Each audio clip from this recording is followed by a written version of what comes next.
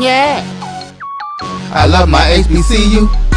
And boy, I love it, love it. I love it, love it. I love my HBCU. And man, I hope my team they won. I hope my team they won. Yeah. Man. I hope my team they won. I hope my team they won. I tune into the HBCU Sports Lab to see if my team won or lost. If they lost, I'm quiet as a mouse. But if they won, keep tab. I'ma do the dab, yeah. Dr. Cavil, he know what he be talking about. Mike and Charles, they know what they be talking about. They compress the analytic data with the hip hop. If you know them like I know them, they gon' tell you if your team, if they won or lost, and who the ball. So listen to Professor, yes sir, and pay attention, cause he gon' teach us. This is Dr. Cavil with Inside the HBCU Sports Lab with Mike Washington and Charles Bishop. As you see, Mike Washington is still out on assignment, but we have none other than Charles Bishop. I think his bags are packed. They stay packed during this time of the year. Yeah. I don't know if he's ready to get. It looks sound like some of these folks talking about getting back to the scene of the crime. I don't know what's all that about, but hey, I'm just saying. Welcome to episode 3014 of the Inside the HBCU Sports Lab radio show and podcast. The show that's covering the sporting HBCU dash for all things HBCU sports for institutions large and small, from the NAIA to the NCAA. We share insights and information on the HBCU sports culture and the HBCU athletic aesthetics to facilitate the story of HBCU athletic programs and the business of HBCU sports. I'm your host, Dr. Kenyatta Cavil, along with my co-host Mike Washington and Charles Bishop. We're filming from our home studios and sending a signal live. KCOH 1230 AM studios with the Texas Radio Hall of Famer, multi-Hall of Famer Ralph Cooper in a beautiful home of Texas Southern University from Houston, Texas. Today's episode of Inside the HBCU Sports Lab is sponsored by THG Agency. THG Agency is a company that provides sporting and educational and consulting and data analytics. You know, in the second half of the show, Charles, we'll get into some of these big matchups. But I just can't help to kind of touch on it as we get in the news of the day. This is a huge, big time HBCU weekend, but SWAC weekend in terms of just for the culture, the sporting HBCU diaspora. You know, the SWAC with obviously a full slate of games for the entire conference. All but two of them are conference matchups. But even the two non-conference matchups are featuring HBCU blue blood programs. Yeah. Programs that many people have talked about in terms of the expansion of SWAC, and not even on this last iteration. That's probably where it really got loud, particularly for one of the matchups was FAMU and South Carolina State in terms of South Carolina. But previous to that, for years, there's been talk about Tennessee State. With this matchup, and it happens to be with one of the newer expansion members of the conference for their homecoming. Yeah. So that's just intriguing to me. So I just wanted to get your general thoughts on this, because in a lot of ways, being one of the child of the SWAC, children of the SWAC, if you would, for more people outside of it, that grew in the hotbed of the SWAC, blue blood of the SWAC. So all you know is that. Talk about what are the general thoughts when you saw this schedule. For me, it came out, in the SWAC, and obviously you're looking for key matchups, homecoming opponents, some key conference games that came into you that thought would be big, potential big matchups, starting with the Labor Day Classic, whether it's Prairie View, Texas Southern as a conference game, and obviously now with Jackson State and FAMU, that, that's pretty obvious. Then you get some of those rivalry matchups, right? The big time classics, State Fair Classic that we just got through this weekend with Prairie View and Grambling, in Dallas, Texas, State Fair. You have obviously the classic, Magic City Classic with Alabama A&M and Alabama State. Then you get into Thanksgiving weekend with the Turkey Day Classic with Alabama State non-conference member Tuskegee. Obviously, you get in the Bayou Classic with Southern and Grambling. And now you get the SWAC Classic or the Florida Classic with FAMU and Bethune-Cookman. And since I threw in Tuskegee, you might as well talk about the big classic with Southern Heritage Classic with Jackson State and Tennessee State. And now we see Tennessee State in another big-time game, even if it's nothing but their homecoming. When you think about all that, those rivalry games, why does this weekend, week 8, with these feature matchups, why does it get you excited as we kind of talked off before we came into this? I mean, there's a lot of excitement from the engagement standpoint of fan base, and I think that's what makes this weekend so much fun. I've been reading about watch parties with Southern in Dallas, in Atlanta. Same thing with Jackson State with watch parties in Houston, Dallas, Atlanta, Washington D.C. The fan engagement. DC too. Like DC, Chicago, LA. Okay.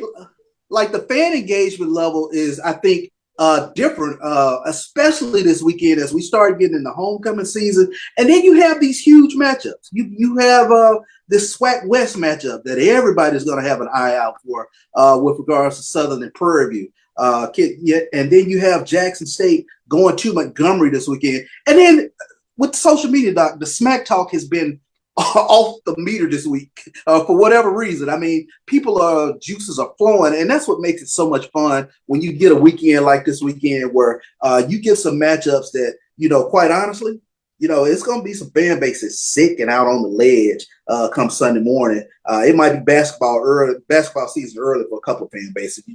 You don't know. So I think that's what makes this thing so much fun this weekend. And when I saw it back at SWAC Media Day, I started, kind of thinking, where would teams be around, this time of the year? And things are kind of, panning out kind of as you envision them. So that ratchets it up even more. So I'm looking forward to it this weekend.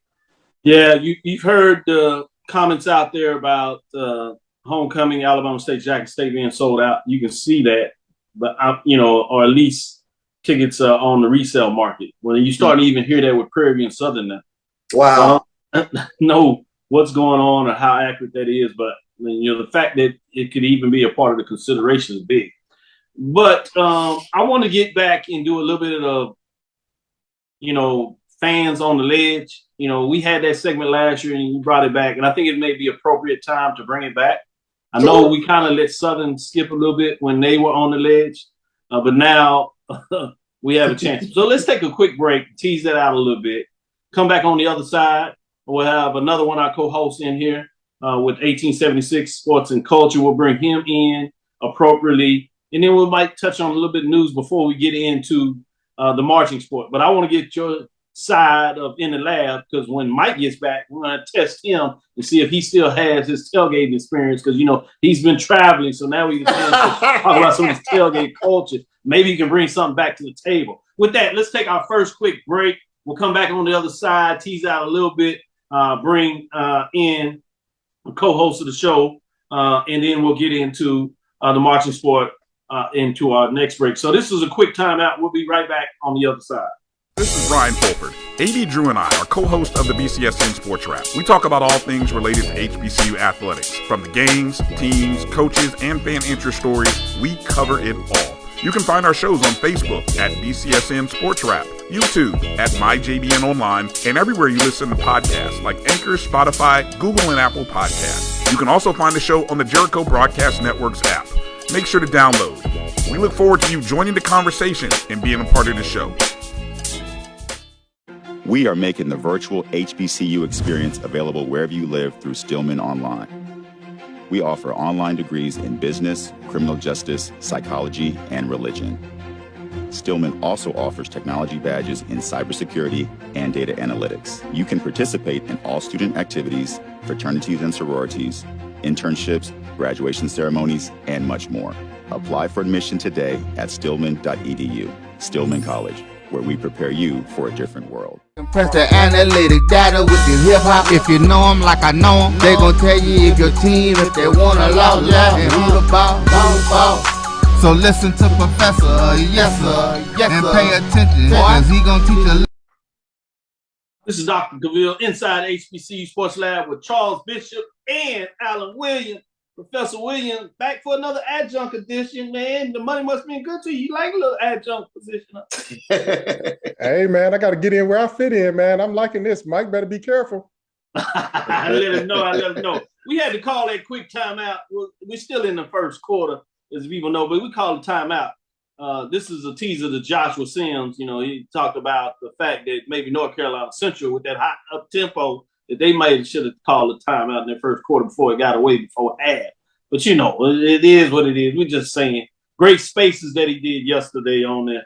But as you are getting into it, Charles, and your hands, you know, we tossed out and there was some, you know, fans on the ledge that you wanted to talk about a little bit. And who you got in mind?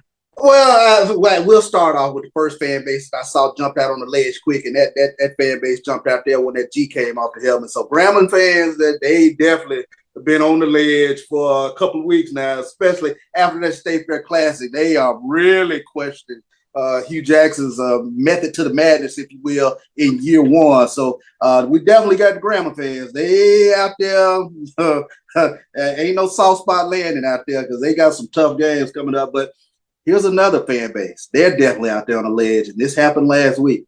Lane put those Tennessee State Tigers fan base definitely out there on the ledge, and now they got Bethune-Cookman here for homecoming.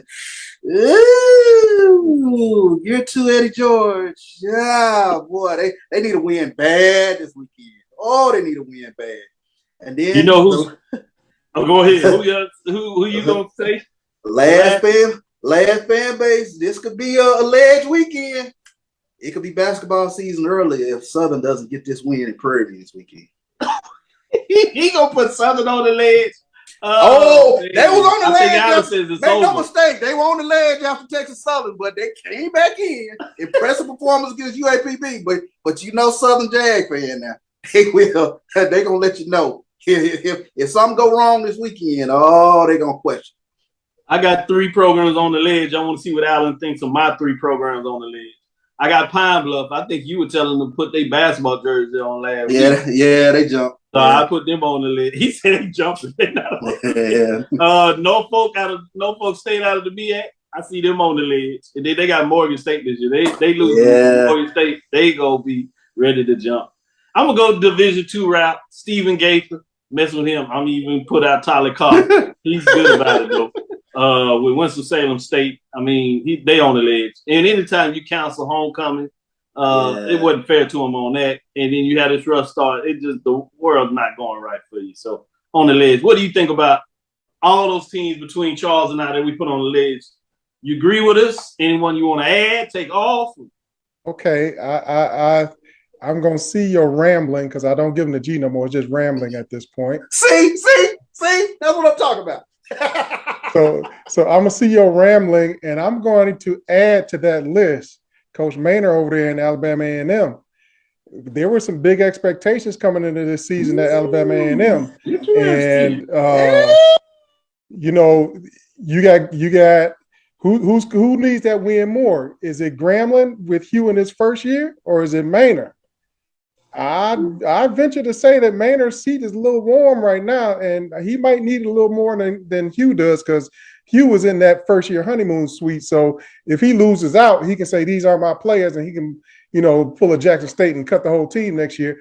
I don't know if they're gonna keep the same energy that they had with the volleyball coach, but we'll see. That spring championship was a long time ago now.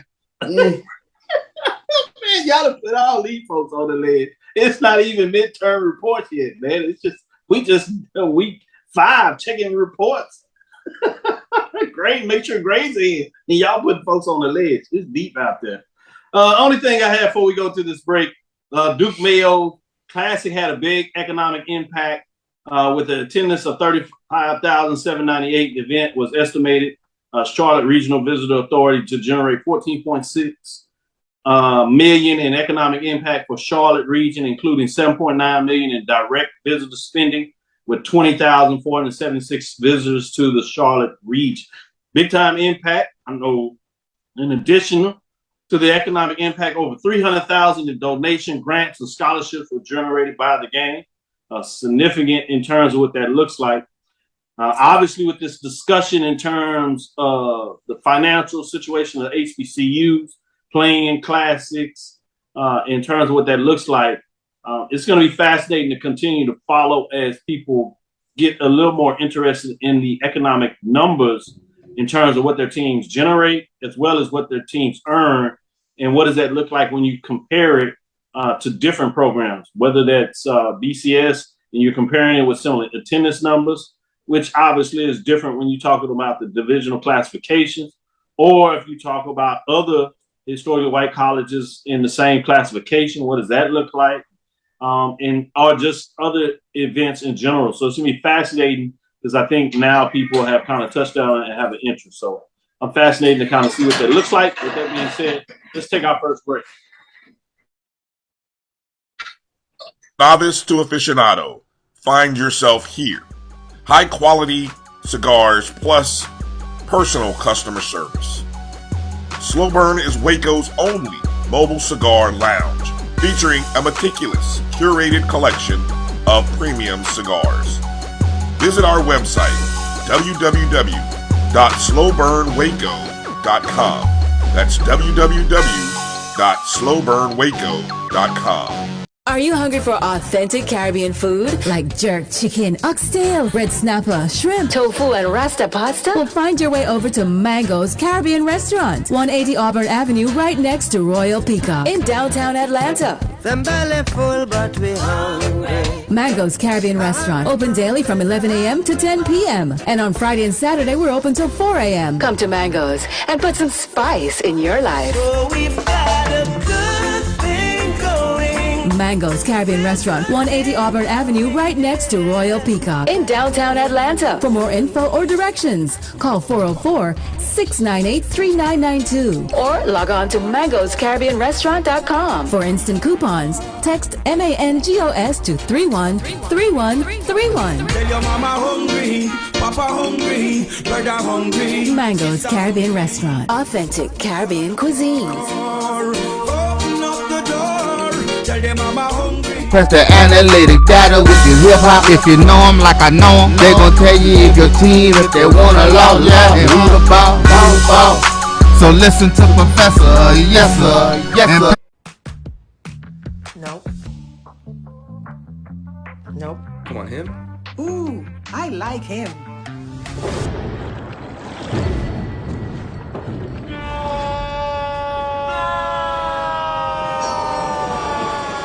Quick, the quicker picker-upper. Bounty picks up messes quicker, and each sheet is 2 times more absorbent, so you can use less. He's an 8. He's a 9. Bounty, the quicker picker-upper. Press the analytic data with your hip hop. If you know them like I know them, they gon' tell you if your team, if they wanna lose, yeah, and who the ball. So listen to Professor, yes sir, and pay attention, cause he gon' teach a lesson. This is Dr. Cavil with Inside HBCU Sports Lab with Charles Bishop and Alan Williams coming in. We're going to get into the marching sport. Not a lot of changes this weekend, but we did have a matchup head-to-head in terms of the State Fair Classic that we kind of teased out early in terms of the football game, but we had that in terms of on the field. So we'll see what that does to the top 10. Let's get into it as we break down those teams that bands, if you would, as we call it, marching sports. So those teams, as they get into it in terms of those dropping out. Nobody dropped out of the polls this week. Receiving votes as we get into it are Texas Southern Ocean Assault.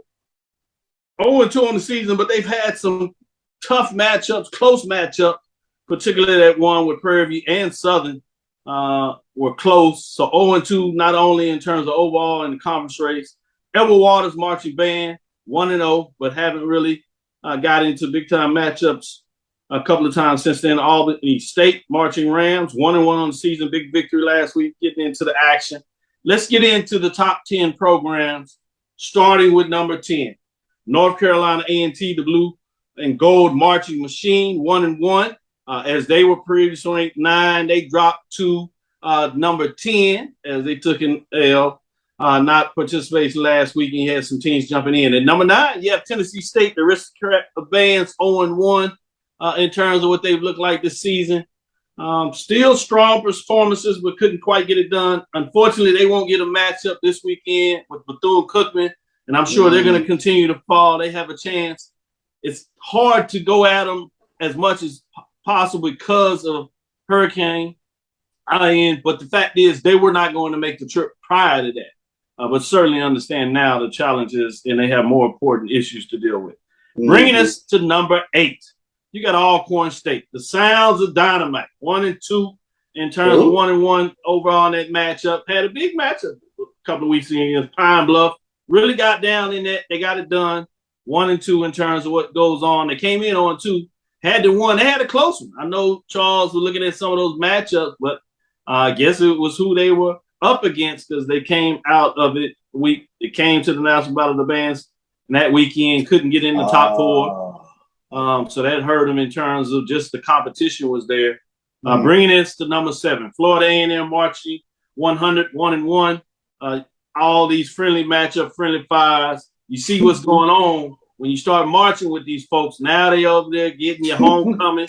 G-Ho. We tried to tell y'all. Now they got the marching USC. Keep on sharing with you. You're going to lose everything. And you can't hide it. But that's all right. You don't listen to us. Let's get into number 6. North Carolina Central, the Sound Machine Marching Band, 2-0 on the season in terms of their matchups. Taking out A&T, that's where A&T had one of their losses in that classic that started things off. The other one was against Winston-Salem State at home. They got that done. But now it's time to see going on. They tend to try to hit the road when you talk about MEAC because you don't see a lot of matchups. They do their part in some ways. But let's get into the top 5 as we continue to march down that way. You won't see major changes this time, but be interesting this week. Is Southern coming to Prairie View with their team? Interesting in that matchup. Could be one there. They tend to make that trip, and they make a lot of trips with their team to give them full credit. But that play should be electric atmosphere. So that means you got a top 10 matchup on the football side.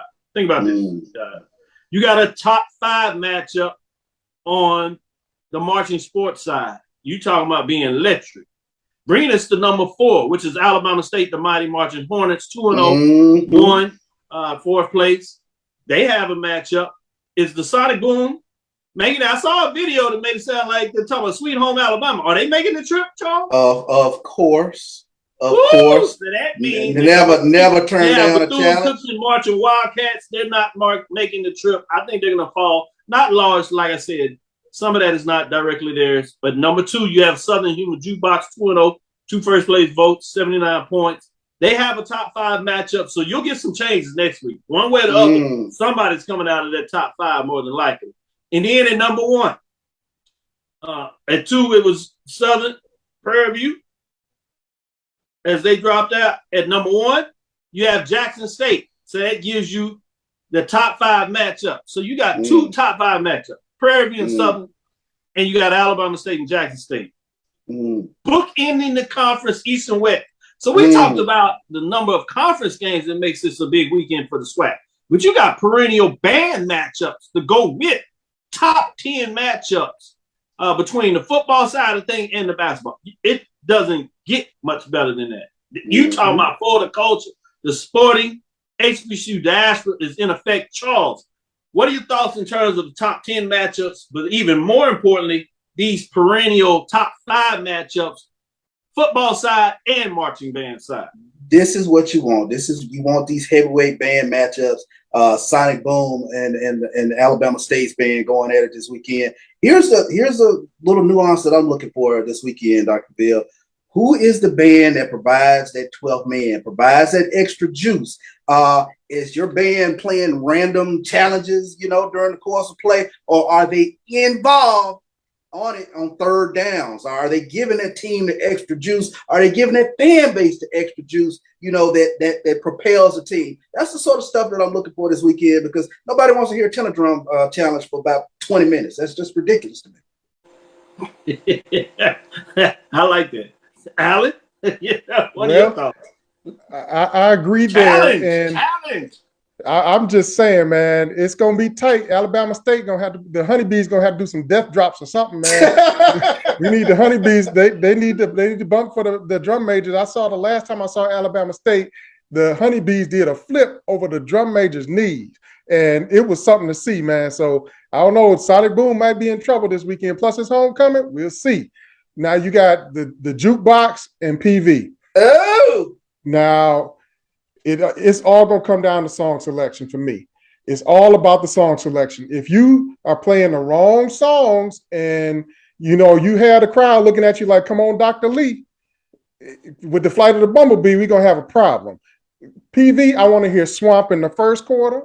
I want to hear Swamp in the second quarter. I want to hear it twice in the third quarter, and I want to hear it again in the fourth quarter. There's no excuse not to play your hype song.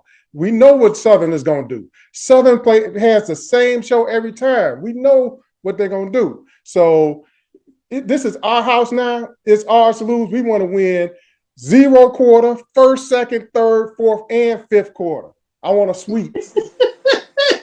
He wants 0 quarter, first quarter, second quarter, third quarter, fourth quarter, and the fifth quarter. Yeah, now you talking about a sweep. That's nice. That's big time. I like that. That's the attitude you come with.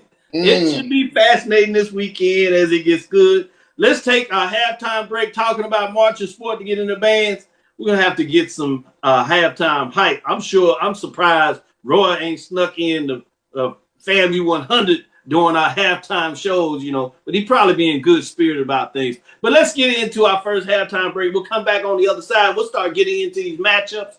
We're going to get into some mid-major matchups, and then we're going to take a deep dive in this Saturday for major division with a heavy look at the SWAC. 2002, Empowerment Resources, Inc., a nonprofit organization, has empowered more than 1,500 youth and adults in Duval and surrounding counties through its programs Journey into Womanhood, Girls Mentoring, Life Skills for Teens, and Parenting Education Coaching. To get involved with programs, volunteer, or donate, visit www.empowermentresourcesinc.org. Follow us on social media, facebook.com/empowerment.resources and instagram.com/empowermentjax. If you think all pads are exactly the same, think again. This is Always Ultra Thins reinvented with the Always Triple Protection System. This pad wicks gushes 90% faster, absorbs even more so you can feel dry, and locks odors in. Rethink your pad for up to 100% leak-free and odor-free comfort with the totally reinvented Always Ultra Thins. This is always like never before. From novice to aficionado, find yourself here. High-quality cigars plus personal customer service with Slow Burn. Visit our website, www.slowburnwaco.com. Slow Burn is Waco's only mobile cigar lounge featuring a meticulous, curated collection of premium cigars. It's more than a mobile lounge. It's an environment and an experience rich in history, luxury, and personality. An elegant extension of any celebration occasion. It's the perfect escape and meeting place, a space where you can relax or enjoy a shared passion.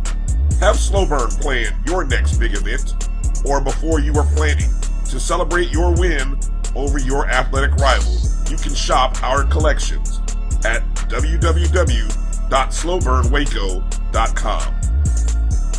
But if they want to tab, I'ma do the dab, yeah.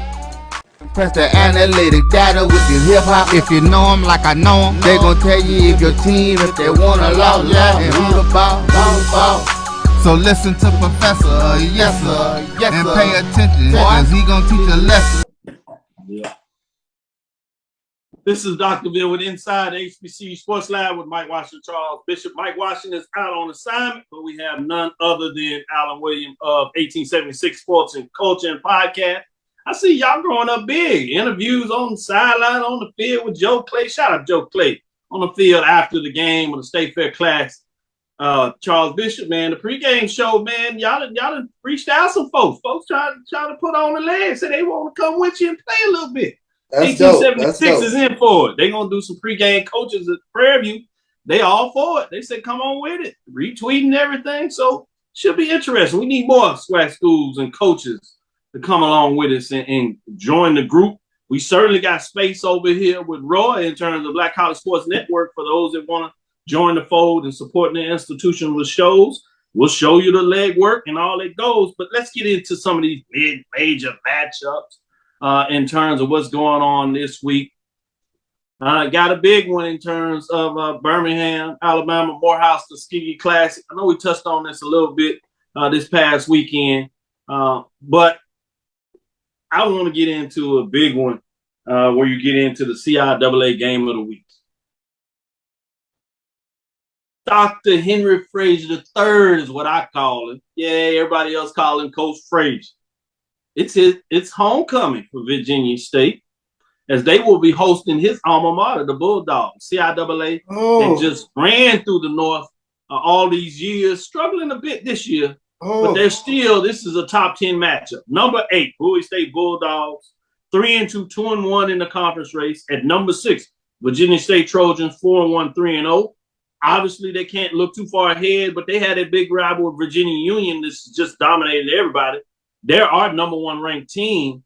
But if they want to make that game mean something, they got to bury, in a lot of ways, the Bulldogs. And you think the Bulldogs are not going to go out easy. But this is Saturday, October 8th matchup, 3 o'clock. PRC Communications is picking up this homecoming game for Virginia in Rogers Stadium. Charles, what are your thoughts on this top 10 matchup? Dr. Cavil's inside the HBCU Sports Lab. You know what we do. We like to talk about matchups that count as much as possible. And this is CIAA matchup, but top 10. Yeah, this is tough. Will the Bowie State dominance finally come to an end after this weekend of the CIAA North? Virginia Union has already made their case in terms of having that big right hand up there in the Northern Division, but Virginia State is right there nipping on their heels. And we've almost kind of forgotten about Bowie State, but this is a question for me this weekend. Can Virginia State run the football? And they have a really, really, really nice running back, Darius Hagens. Huge game this past weekend for them. I think for homecoming, I got to go with Dr. Henry Frazier. I think they're going to get it done this weekend. I think Bowie State falls, and there will be a new champion representing the North for the 2022 season. Before I go to you, Alan, I just want to say Joe Clay gave you a shout out as he had his on-field interview. I shared it with everybody. You know, I love to see people do things, but he said, got to watch a few more Charles interviews to make sure he's ready. I said, all right, there you go. Alan, what are your thoughts in terms of this top 10 matchup? As I said, it's the Bulldogs, the Trojans. You know, Coach Frazier, Dr. Henry Frazier III. What you think he's going to do? He going to beat up his alma mater? Man, all I want to know is when you're going through the schedule and you're trying to decide which game is going to be homecoming, how do you select this game to be homecoming? That's either you got, you know, some serious confidence in your squad, or I don't know, man. But I don't know if I would have made this homecoming. But I still going with Coach Frazier here. I think Virginia State's going to go away with this one, and we will see a new king in the CIAA this year. I'm just thinking a little bit about when you said that, you know, you're talking about the HBCU shout out for those got my cup there because I'm ready getting into it. But there's this Coach Prime up in Mississippi area, and he seems to have a thing about it too in terms of Montgomery, Alabama. Something about the homecoming. I'm checking my wallet. That's what I'm thinking about. Ain't no way. Ain't no way, boy. I do want to set the record straight. And this is where there might need to be a little more organization with the university and the athletic department. Just so people know this, I think it's important for people to take coaches, first of all, generally speaking, unless you're extremely big time, they don't make the schedule. Right. The athletic directors, VP of athletics, they tend to make the schedule in terms of non-conference matchups, contracts they get. They work with the SWAC office in terms of scheduling. There's some parameters in there. And for the most part, the conference does most of the schedule. But it is the university name me student services, with some support maybe from the president's office. And if there is a big time university, they'll may check a little bit with the SWAC, the athletic department. But for the most part, student services, right, academic affairs, they tend to decide when homecoming is.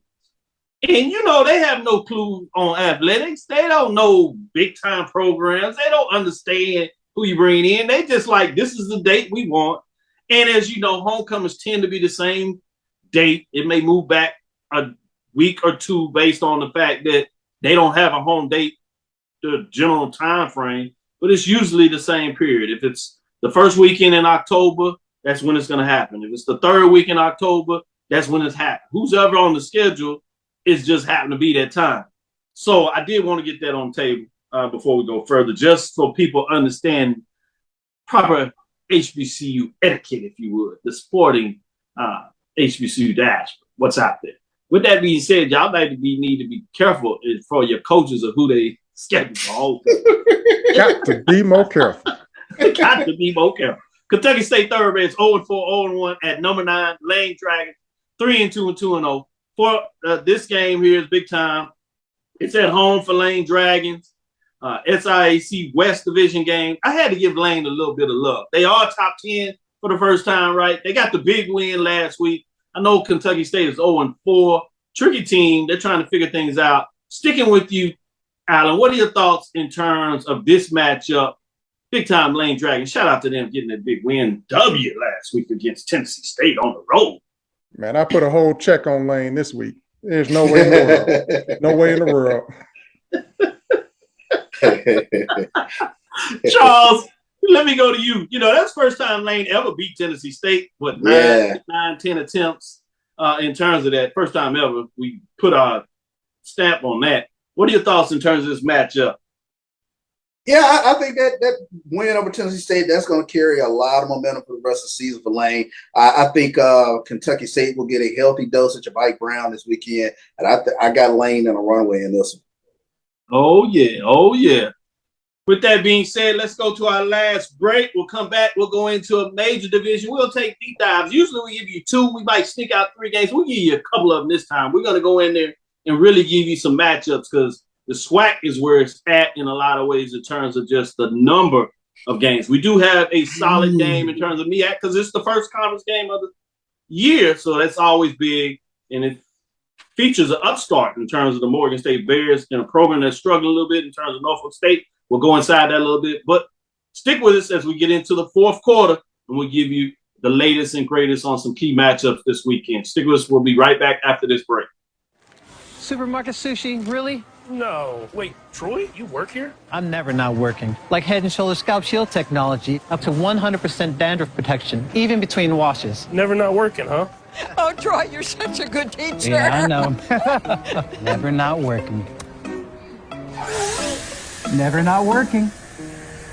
Never, ever not working. Are you serious? Never not working. Dandruff protection that's never not working. Head & Shoulders Scalp Shield technology.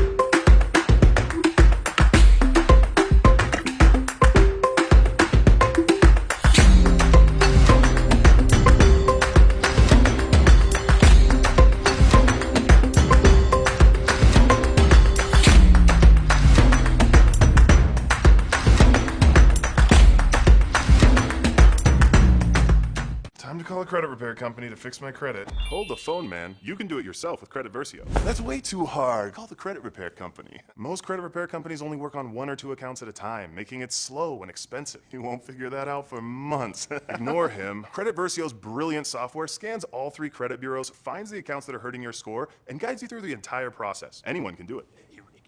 Let's fast forward and see the results. Wow, I fixed my own credit and saved hundreds. You can do this. Visit creditversio.com. Press the analytic data with your hip hop. If you know them like I know them, they gon' tell you if your team, if they wanna law, and who the ball. So listen to Professor, yes sir, and pay attention, cause he gon' teach a lesson. Yeah, Dr. Holmes just said. Yeah, this is Dr. Cavil with Inside the HBCU Sports Lab. Like I said, we're going to get in these matchups. So I'm going to show you some hypotheticals when we look at it and just what's going on in this matchup and why I call it hypotheticals. Before I do that, I want to give a shout out to Dr. Holmes, Department of Mathematics. As an academician, he'll tell you another part of it that I didn't think of, which shame on me. The Dean of HBCU Sports, not even putting this out there. You also got to remember you got midterms. Midterms dictates a lot, and that's why I said the academic affairs office. You never want homecoming, obviously, doing midterms. You're going to flunk out half your student population if you do that. So, and midterms are essentially halfway through the semester. Most semesters are 16 weeks. So 8 weeks, you'll see them slide, sometimes maybe week 7 or week 9, but it needs to be pretty much halfway through the semester if you're going to get why you call it, quote unquote, midterms, right? And so midterms plays a lot side of the two. So those are things that you got to consider a little bit. But with that said, just means everybody needs to talk. Everybody needs to talk. Communication rules the world. Let's get into some of these other big time matchups this week as we get into it. If we could, let's drop those schedules when we talk about the hypothetical SWAC expansion. When you talk about this weekend, the reason I was saying it's so big, you have 7 games. Of those 7 games, 5 of them, Charles, 5 of them are SWAC contests that account in the race. 2 of them are non-conference matchups. One is FAMU against South Carolina State. The other one is Bethune-Cookman at Tennessee State. Obviously, I told you about the expansion talk, so I just wanted to get a little hypothetical. If this was, right, all SWAC matchups, it would change in terms of East and West. In this case, you would have South Carolina State and Tennessee State in the East, which means you slide Mississippi Valley State over. Could be Jackson, but probably Mississippi Valley over, right? And so now that Alcorn Mississippi Valley matchup becomes a West Division matchup, so it's even more important this weekend. Now you think about Tennessee State and Bethune-Cookman. They'd be 0-1. They might have played another SWAC. Let's say they're 1-1 coming in this matchup. Now, all of a sudden, that Bethune-Cookman matchup in the East becomes even more important in terms of what it is for the schedule. You got FAMU, South Carolina State. South Carolina State beat Bethune-Cookman, but all of a sudden now, this FAMU matchup after the loss to Jackson State, this matchup becomes even more critical, and it's an Eastern Division matchup. So that's why I said when you just talk about this, generally it's a big weekend, but it tickles you even more when you talk about what does this mean for Western Division. So go ahead, Charles. I see you smiling. What do you think about that? Well, I thought about it. I was like, well, who do you move over to the West? Because the matchups become really juicy. If you move Jackson State over to the West, now Alcorn, Southern, Grambling, Texas Southern Prairie fighting out of the West. So if you leave them in the East, you know, they got some history with South Carolina State. You know, Big Daddy Carson was over at South Carolina State, and he was head coach at Jackson State. Then you have the matchup with FAM and Alabama State. That's so intriguing to me in terms of who gets to bump over to the West. I'll speak for the West. What are your thoughts? I'll speak for the West delegation, and we will select Mississippi Valley for the Western Division. So let's bring up slide 2. We're gonna bring slide 2 that makes this even more interesting when we talk about the academic side of the house, if you would. This is credit to Dr. Holmes as well, because he knows about this. When you talk about R2, these are R2. There are 11 R2 institutions, HBCUs, which is the second highest ranking you get as an academic, which is R1 according to the Carnegie classification. right? There are several HBCUs, about 4 or 5 of them, I know a hand of them, that are really pushing the envelope to get to what you call it critical economic mass of different type of grants and grant money such they can move to R1 status. But when you look at this in terms of the R2 status, those 11 institutions include, when you talk about it in different ways, fascinating, pull it up real quick in terms of, they include Clark Atlanta University, Florida A&M, Howard University, Jackson State, Morgan State, North Carolina A&T, Prairie View A&M, Southern University, Tennessee State, Texas Southern University, and University of Maryland Eastern Shore. So that MEAC matchup features a R2 institution in Morgan State. And so go to the next slide where it gets a little more interesting. This is where I did a little flip, right? Now all of a sudden you bring in, instead of South Carolina State, get in the Atlanta market, you get Clark Atlanta. Now you bring in an R2, 14 institutions, 7 of them are R2 institutions, and you still have critical matchups. Now you got a FAMU going into Atlanta for this weekend for a matchup instead of Orangeburg. Think about how that plays out when you start thinking about what that looks like in terms of the interest. Obviously, you had the game last week in Houston, the interest you get in terms of that market, or when Southern comes in, Jackson comes into Houston, you're already talking about a hearing about a sellout. Imagine the same kind of reflection after you have the State Fair Classic in Dallas.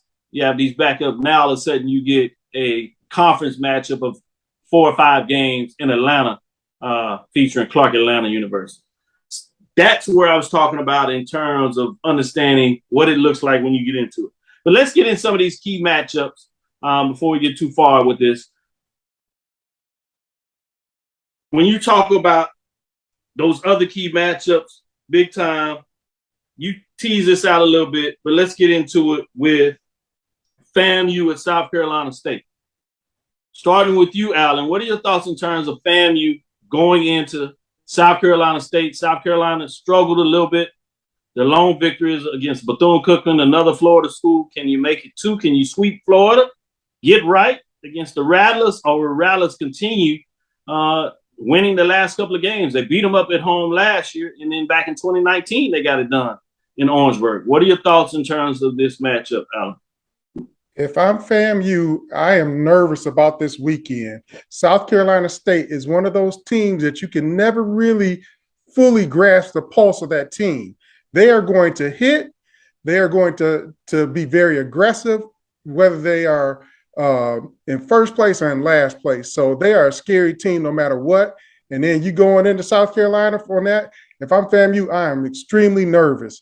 This could be a repeat of the Orange Blossom Classic if they're not careful, because Coach Buddy, he might be down for a minute, but he ain't staying down. And we all know that. Yeah.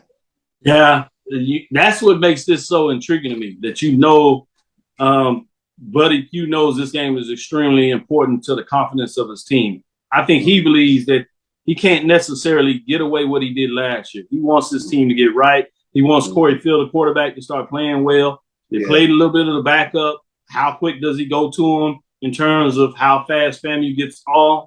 Charles, what are your thoughts in terms of this matchup? I think it's incredible. Yeah, I mean, Corey Fields has to play much better. It has to be more consistent in terms of his quarterback play for South Carolina State. Question for me in this game, can South Carolina State's pass rush, can they get to Jeremy Musa? When he's upright, he'll pick you apart. But when you get a little bit of pressure on him, that's where I think that kind of breaks down that FAMU offense. They really haven't run the ball like I thought they would be able to run the ball thus far this year. So I think a lot of their offense hinges on the whether you keep Jeremy Musa upright. So I think South Carolina State, they know their backs up against the wall. They need to come out and get this W this weekend, playing at home. I think South Carolina State gets the win. I'm going to stay with you, Charles. I'm going to stay also in the MEAC. When we talked about that matchup, I want to stay in the MEAC for their first conference game. You have Norfolk State that has not won a game this year. Obviously, they're going into Morgan State. It's Morgan State's homecoming. They've been playing pretty well. Norfolk State is 0-5. Morgan State is 2-2. This game will be on ESPN at 12 o'clock as they do homecoming early on the East Coast up there. What are your thoughts in terms of this matchup between Norfolk State and Morgan State?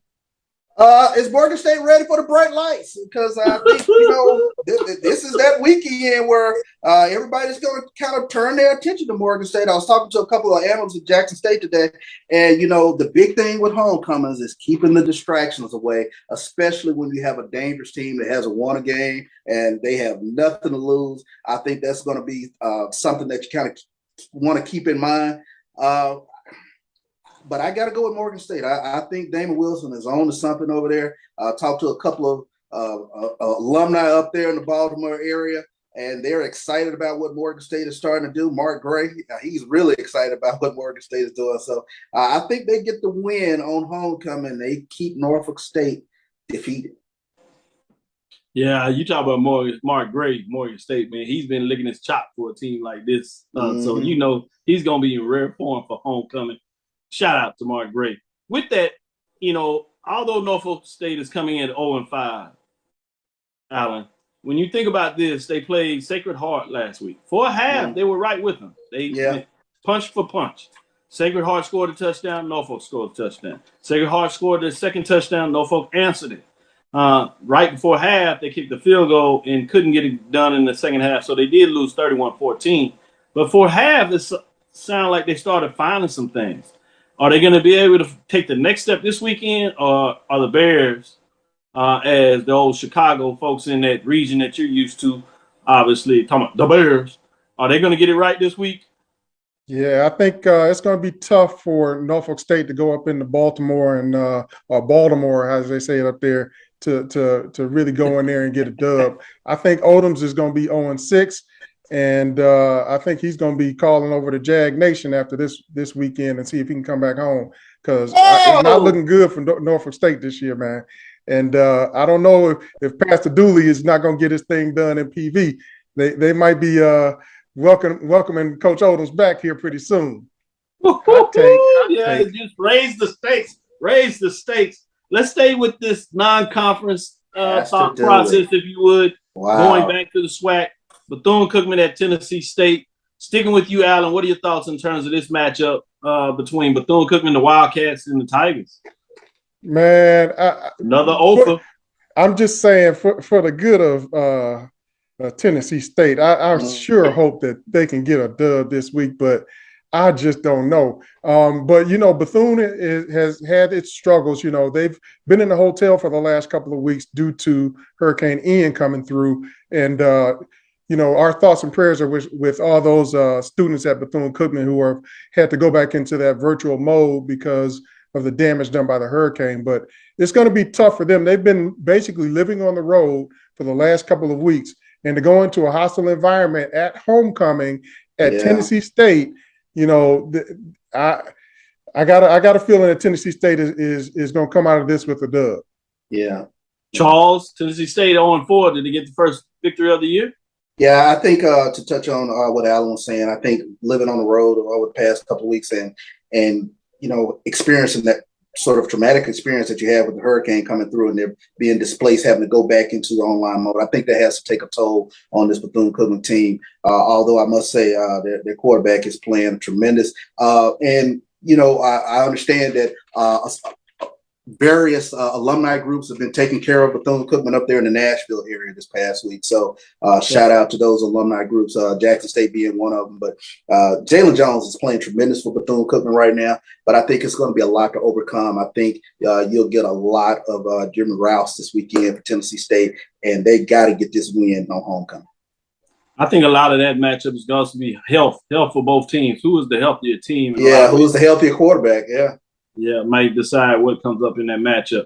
Let's stick with you, Charles, and go into Montgomery, another homecoming matchup. We talked about a couple of these homecoming. Tennessee State homecoming, Morgan State homecoming, Alabama State homecoming. It's against Jackson State. Jackson State comes in undefeated, 4-0, number one. Everybody has them number one. Most polls have them with unanimous in terms of all the first place votes.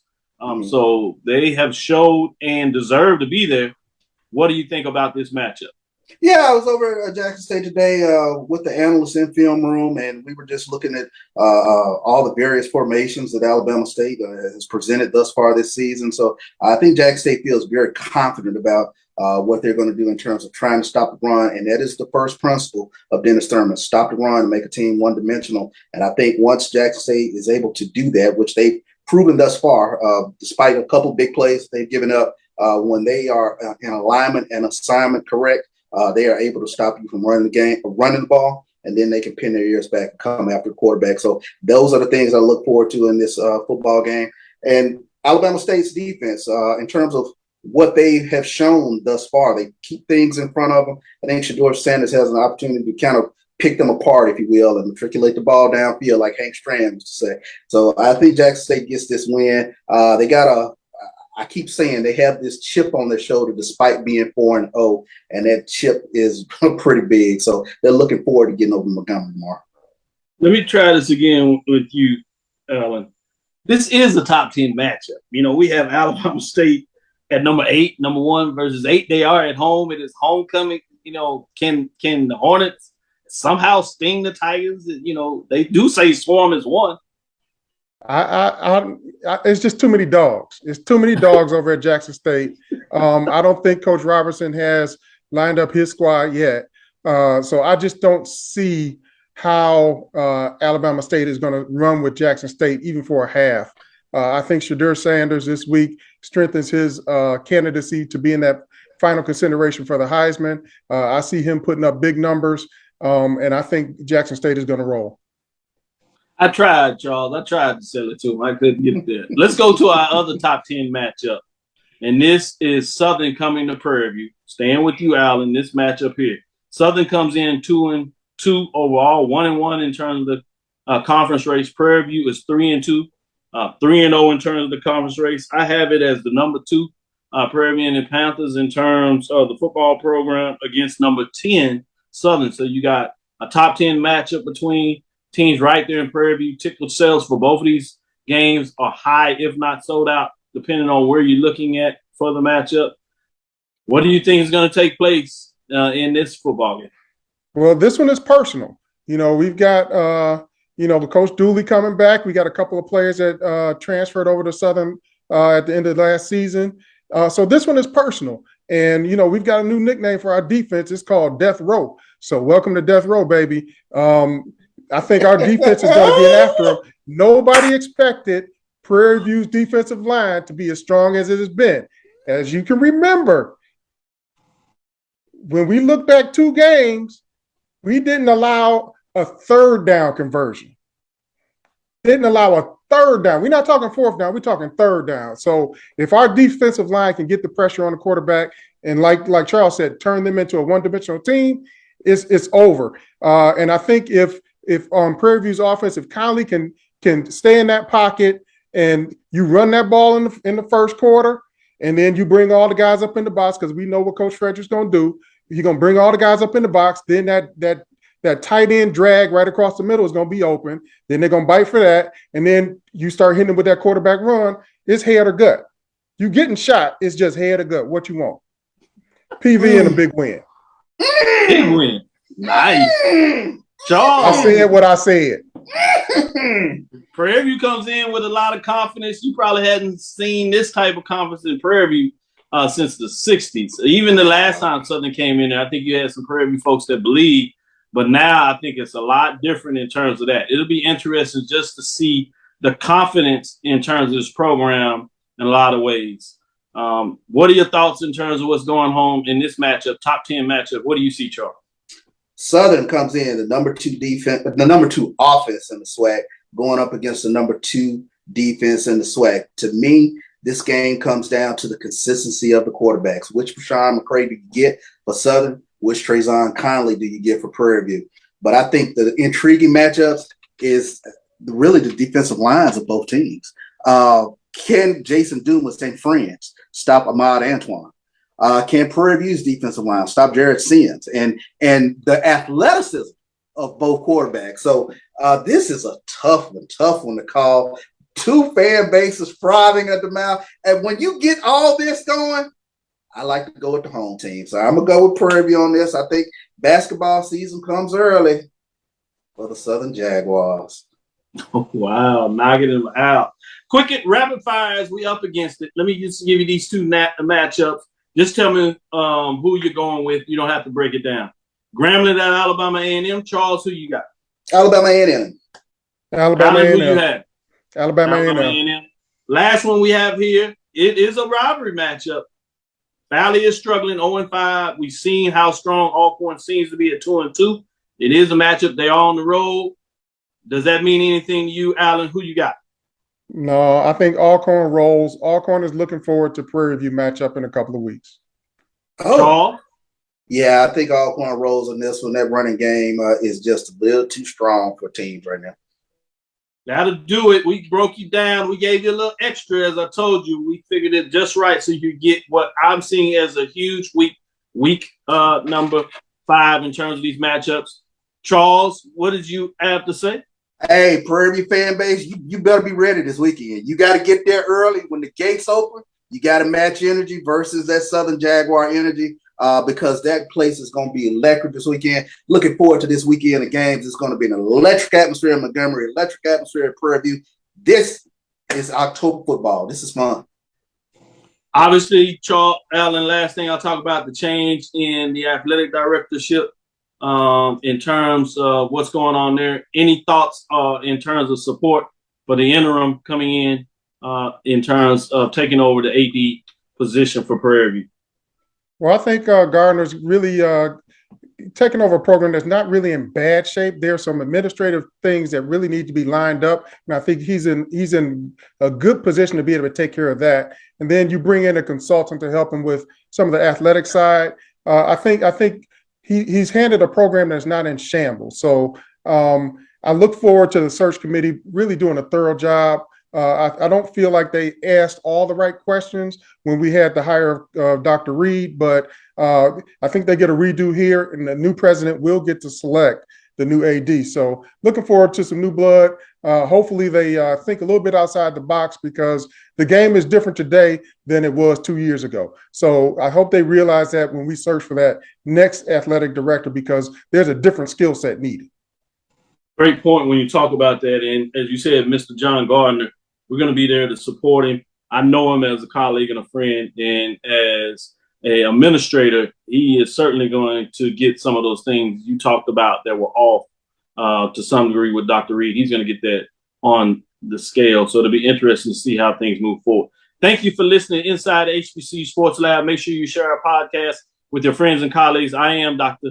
Kenyatta Cavil, the Dean of HBCU Sports, coming from inside the lab in the College of HBCU Sports with Mike Watts, Charles Bishop, and the adjunct Alan Williams coming in here for 1876 Sports and Culture. Again, we want to thank you for listening to Dr. Cavill's Inside the HBCU Sports Lab with Mike Watts and Charles Bishop every Tuesday and Thursday at 6 o'clock Central Standard Time. We'll be here Sunday morning at 9 to give you a breakdown on all the games we talked about. We'll give you a breakdown and tell you what happened, who may be the next people on the ledge, and who are going to be the real contenders separating themselves from those pretenders. We look forward to next week as we discuss the latest in the news. Follow me, Dr. Kenyatta Cavil, on Twitter, Facebook, and Instagram. That's DrKenyattCavil. Inside the HBCU Sports Lab 1 on Twitter, Facebook, and YouTube is Inside the HBCU Sports Lab. Make sure you check out 1876 Sports and Culture. Like, subscribe to them as they're on Twitter, Instagram.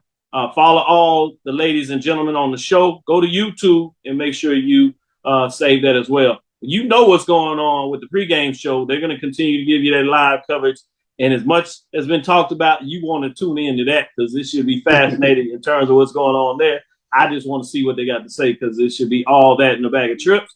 Obviously, on Wednesdays, you have the O&G Strike Zone. On Saturdays, you have Carlos Brown, as he's going to give you some insight in Southern in this matchup. So it should be fascinating to see what that looks like in terms of what goes on there. Obviously, Charles Edmond oftentimes shares the stage with him, representing Alcorn and giving you some insight from that perspective. So a lot of news out there that you need to make sure that you're checking out, including